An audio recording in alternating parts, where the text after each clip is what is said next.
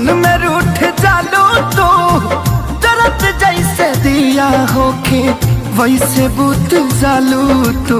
सूते न देलू सपनों में तू आके जगा देलू। तोहर दिल हो कि चार जर कतही लगा लेलू। तोहर दिल हो कि चार जर कतही लगा लेलू।